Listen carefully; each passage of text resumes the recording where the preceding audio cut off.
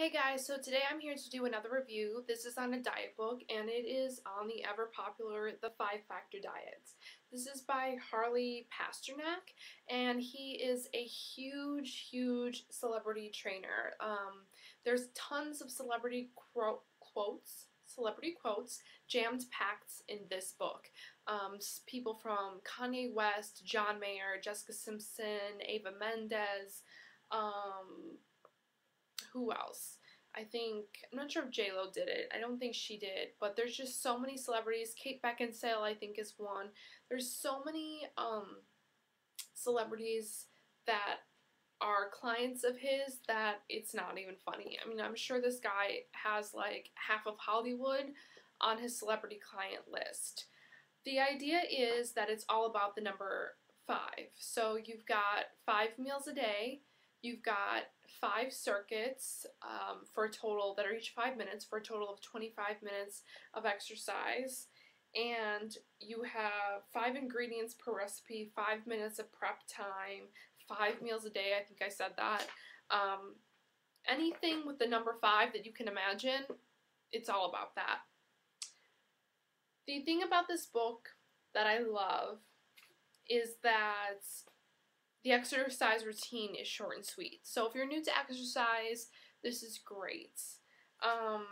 The other thing that I like is that he gives you an organized circuit. Sometimes I feel like people don't know how to put a correct circuit together, and they end up working too many of the same body parts too often. So in this book, he gives you picture guides to how to do the exercises, which is absolutely great if you're new to exercise, you're new to strength training. He gives you all these pictures. The other great thing is that if you don't have like a bench or something, he gives you like an alternative of what you can use at home. So you don't need any special equipment. You can have dumbbells and I think a stability ball or things that you would have to have, which is just like those big medicine balls, but that's like really the only equipment that you have to need, or that you need. He also tells you how many sets and how many reps to do and how long of a break to take in between. He also gives you the exact like regimen that you're supposed to do. So he'll outline like Monday through Friday for you and say this and this, this and that, that and that. He gives you it all outlined. So everything is planned for you. If you're a really busy person and you don't have time to figure things out, or like I said, you're new to strength training or fitness or whatever, it's super great because it gives you the sets, the supersets, the time to rest. It's only 25 minutes long. He tells you what to do on what days. You don't have to think. And I think a lot of people quit fitness plans or whatever early because it's too much planning. It's too much figuring it out and you don't have time to figure it out, or you just feel overwhelmed. So that's definitely like a great aspect about this book.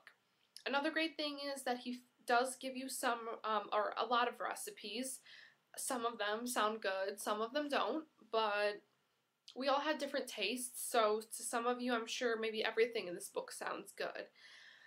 What else do I like about it? The things that I don't like about it, let's go there.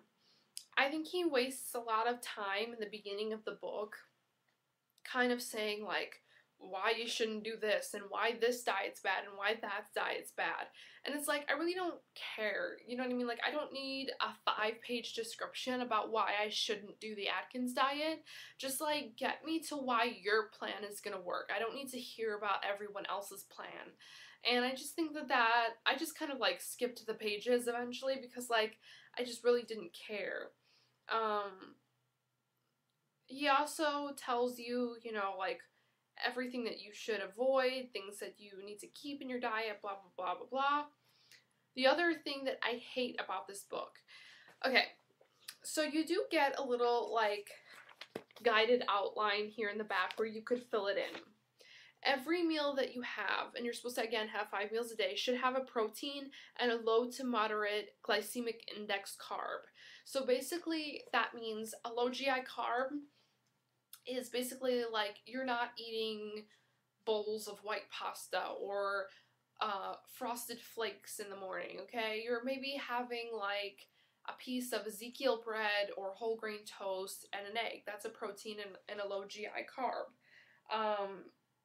For the most part, he tends to recommend Ezekiel bread, which if you don't know is like legumes, I think. I don't know what all is in Ezekiel, but I think it's just like whole grains and legumes are in Ezekiel bread. He tends to recommend that more than anything else I've seen. Here's Kashi Kashi 7 whole grain pilaf. That was for dinner. Never heard of it, but you know, you always need to have a protein and a low to moderate GI carb. You have to have a no to low sugar beverage, which is another thing that I don't really understand, is that he doesn't, as long as there's like no sugar in it, he doesn't really care if you're drinking like diet beverages. And does it have 5 to 10 grams of fiber? Does it have any healthy fats? So these are all the questions that you need to answer with each meal. Now, that wouldn't be a problem if he kind of gave you more help to put things together. There's a lot of people out there who don't really know what a low to moderate GI carb is, and they don't really know how to put things together. What he does is give you day 1 through 6 of his own recipes.